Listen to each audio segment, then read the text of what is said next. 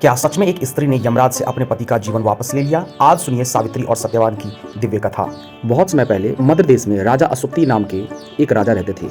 उनकी कोई संतान नहीं थी। उन्होंने वर्षों तक मां सावित्री की कठोर तपस्या की। देवी सावित्री प्रसन्न हुई और वरदान दिया कि उनके घर एक तेजस्वी पुत्री जन्म लेगी। कुछ समय बाद राजा के घर एक सुंदर कन्या का जन्म हुआ, जिसका नाम देवी के नाम पर ही सावित्री रखा गया। सावित्री अत्यंत बुद्धिमान, तेजस्वी और गुणवान थी।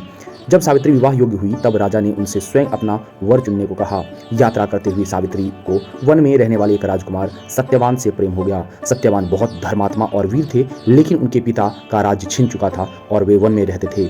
सावित्री ने सत्यवान को ही पति रूप में चुन लिया। तभी महर्षि नारद वहां आए और उन्होंने बताया, गुणवान तो है लेकिन उनकी आयु केवल 1 वर्ष शेष है। यह सुनकर राजा अश्वपति दुखी हो गए और सावित्री को दूसरा वर चुनने के लिए कहा, लेकिन सावित्री बोली, आर्य कन्या केवल एक बार ही पति वरण करती है, मेरा निर्णय अटल है। अंततः सावित्री और सत्यवान का विवाह हो गया। विवाह के बाद सावित्री अपने पति और सास ससुर के साथ वन में रहने लग गए।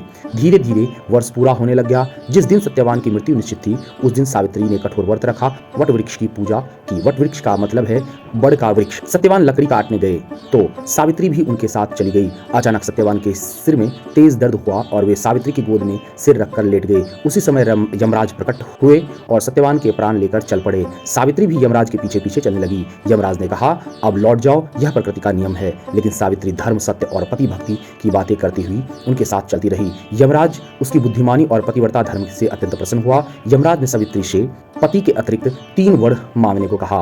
पहला वरदान सावित्री ने मांगा कि उनके अंधे सास ससुर की आंखों की रोशनी वापस आ जाए और उनका खोया हुआ राज्य वापस मिल जाए। दूसरा वरदान सावित्री ने अपने पिता राजा अश्वपति के लिए 100 पुत्रों का वरदान मांगा।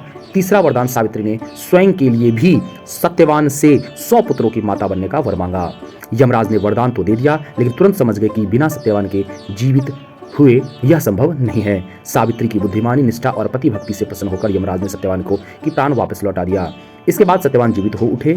उनके माता पिता को राज्य और दृष्टि वापस मिल गई। तभी से विवाहित महिलाएं अपने पति की लंबी आयु और सुखी वैवाहिक जीवन के लिए वट सावित्री का व्रत रखती है और वट वृक्ष की पूजा करती है। वट वृक्ष को त्रिदेवों का प्रतीक माना जाता है। जड़ में ब्रह्मा, तने में विष्णु, शाखाओं में शिव का वास माना जाता है। इसलिए वट वृक्ष की पूजा अखंड सौभाग्य और दीर्घायु का प्रतीक मानी जाती है।